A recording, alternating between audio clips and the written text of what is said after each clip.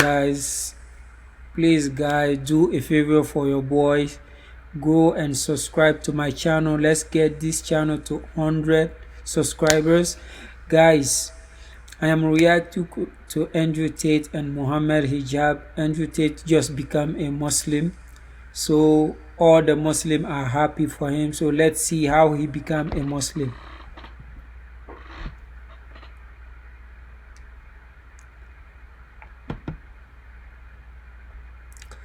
So guys, let's see how he converted to Islam and what was his reason. So let's get it, guys. Tell us the story, like what happened exactly. Well, I think a lot of people who've been following me for a while understand that I've been very respectful of Islam for a long time. Yeah, sure. I was born in a Christian country. I was raised as a Christian, and I've always been very respectful of Islam. And it's become more and more obvious to me and more pertinent that Islam is the last religion on the planet. When I talk about Islam, because I'm new to it, Yeah. I'm a little bit careful, right? Because I'm new to it. I'm certainly not a scholar. There's so much I need to learn. I know I'm on a learning journey. I'm not here to sit here and talk scripture. I don't know those things yet. I'm here to learn. Yeah. But And we're here at your assistance. thank you, bro. Thank you. Honestly. Thank you. Yeah. But it's just, for me, it feels like the last religion on earth. I feel like there's no other religion. People say to me, why did you convert? And I said, I don't really feel it as a conversion. It's almost like I knew God was real and now I've become religious. And they say, well, you were religious before. I was like, religious before how? Christian? What does Christian mean? Like, who's not a Christian? You go to Christian nations and everyone says they're a Christian. Look how they live their lives. Go into the average church. Is anyone actually fearful of God? Anybody? No. The girls are out on Saturday night drinking and then they turn up to church because their parents made them. Like, there's no substance to the religion. And also, Islam very closely reflects my personal beliefs. Through my personal life, I've learned that if you don't have standards and you're not a strong person who's prepared to defend his ideas, you will be crushed. Yes. And we look at most religions in the world today which are not prepared to defend their ideas. What's happened to them? They're just getting crushed. And now we have Christianity as an idea which has basically said, well, we can't set any firm rules because everyone will just quit. So instead, let's make it so easy to be a Christian that nobody has to put any effort in. Yeah. And then accept everybody no matter what, and hopefully we can keep the church doors open. That's not God to me, you know? Yeah. God to me is strong. God to me is something to be feared. Andrew Tate is speaking the fact right now, because in the Western world now, people, I don't know, I don't see many people go to church nowadays. And I have seen a lot of churches change up for the last couple years now. They try to adjust their rule to go with the society norm. So maybe he's speaking the fact. Let's see. Yeah. God to me is someone that people are afraid to mock. Yeah. God to me is someone that you have to go out of your way to prove something to. God to me has red lines. Yeah. Like, God to me represents the Islamic faith. The Christian God to me, I don't see God. I can't explain. I don't see anything there. So to me, it was the only logical choice in the end. Alhamdulillah, man. I mean, as you're saying this, I'm sure many people are like ecstatic and extremely happy. It's a great thing for everyone, honestly, because, you know, just anyone coming into Islam is you know, the Prophet Muhammad ﷺ told us, better than the world and everything in it. Yeah. But imagine now somebody of major influence. I mean, you're the most Googled person on the planet. I'm not sure if you still have the top spot. I think Putin might. Yeah. Before Andrew Tate got cancelled, he was like the most Google man on the planet. Like, oh my goodness. But he got cancelled because he said feminist people, they put poll on Instagram, if I can remember. Correct me if I'm wrong. They put a poll, I think it was like, gay people. They put posts online to see if they can cancel. So they cancel Andrew Tate. It has been a couple months since he has been cancelled. So, and now he's seeing the truth. So that's why he believed that Islam was true. He has been saying this for a long time. Andrew Tate has been saying that Islam is the right religion for a long time. If you can remember, he was on Fresh and Faith.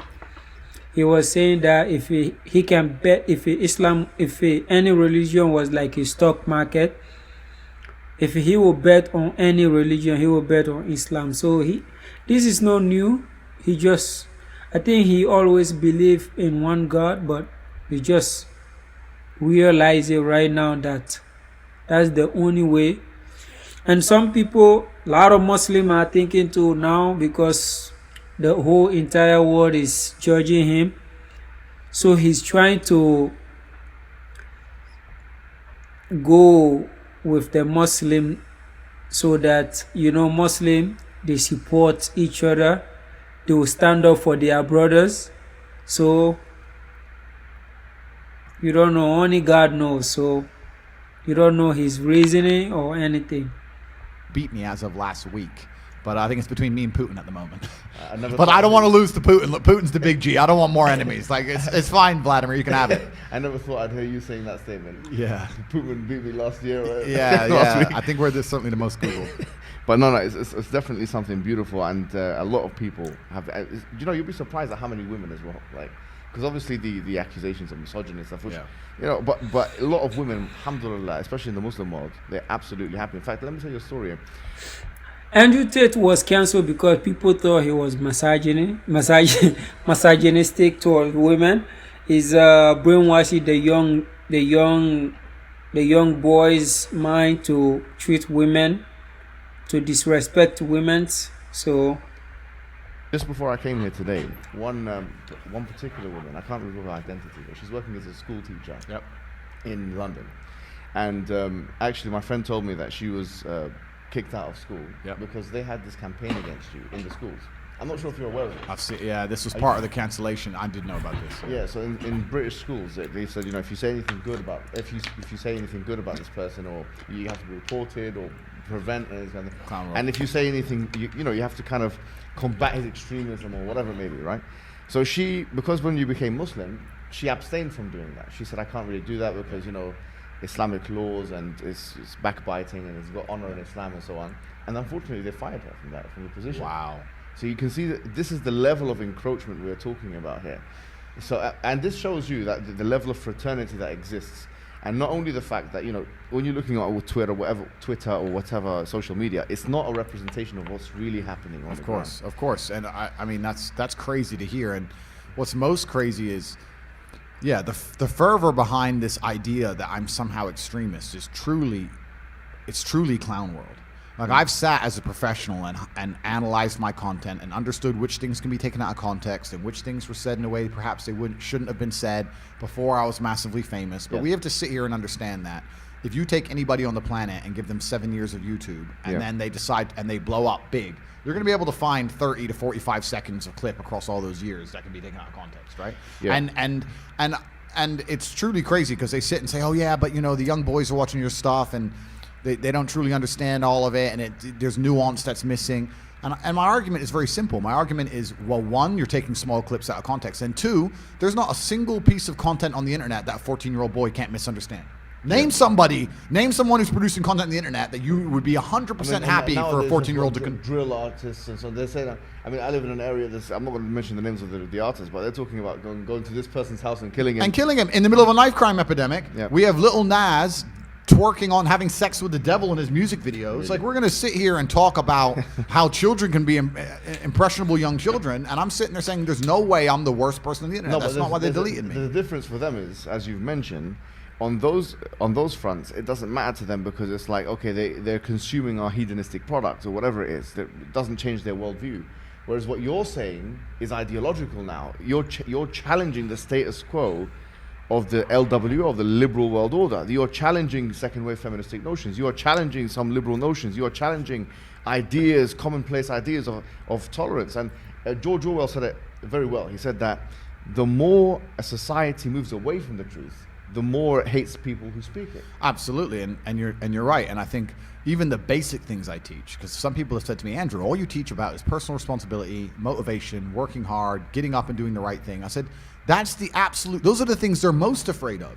If you teach people to have standards for themselves and to be morally strong people and to know right from wrong, then they can't brainwash you. Yes. So that's what they're most afraid of. They're most afraid of young men waking up and going, no, I don't believe that.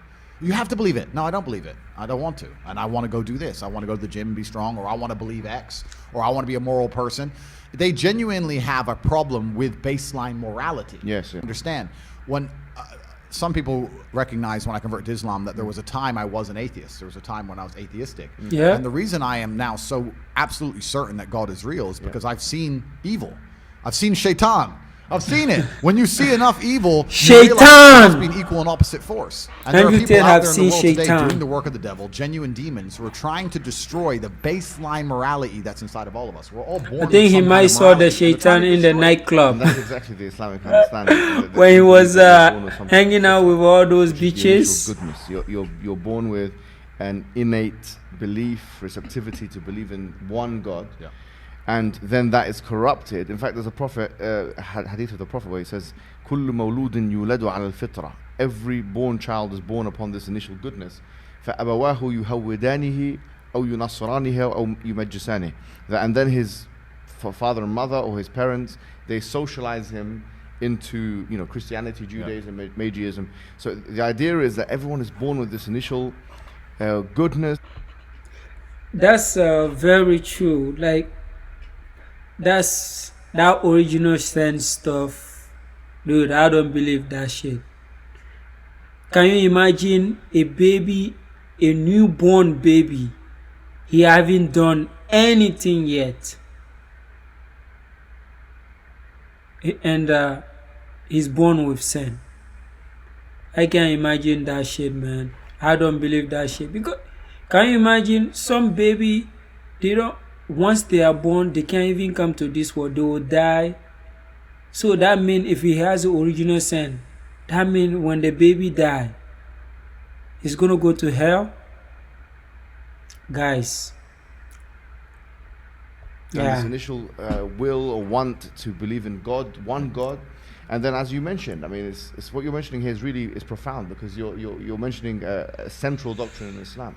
But it's and this is why perhaps I found God the way I did, because I understood all these things first, and then I saw the Quran and it confirmed so many things for me. Like even the conversations I've been having so far, so many things have been confirmed, and it's amazing the knowledge that's inside of it, which is so applicable today.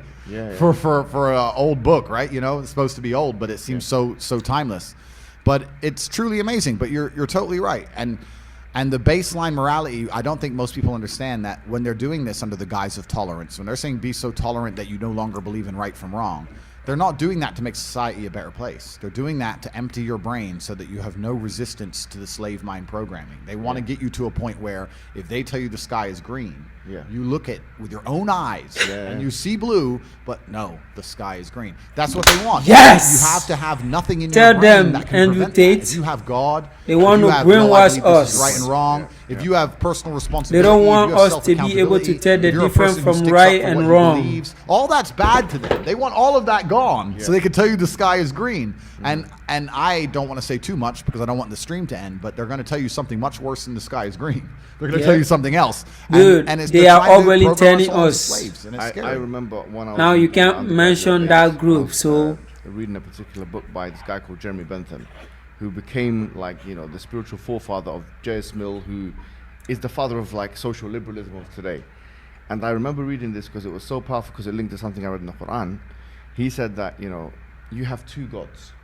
He said you have the God of pain and you have the God of pleasure. And I thought, this is so interesting. The Quran states, أَفَرَأَيْتَ مَنِ اتَّخَذَ إِلَهُ هَوَاهُ. Have you seen the one who takes his own desires as a God? Yeah. And because now there is no transcendental force that we can look up and, as you say, venerate, now we're forced to be... Guys, please don't forget to subscribe to my channel. Let's get this channel to 100 subscribers, guys. Please subscribe to my channel. Slaves to the system, to our own desires. Or, the Quran has another verse which I think is so powerful and it connects very well with what you're saying. It says, God ضرب الله مثلا رجلا, that God has struck a parable of a man. فيه شركاء متشاكسون, that he's got many different slave owners. ورجل سلما لرجل, and another kind of man who's only got one slave owner.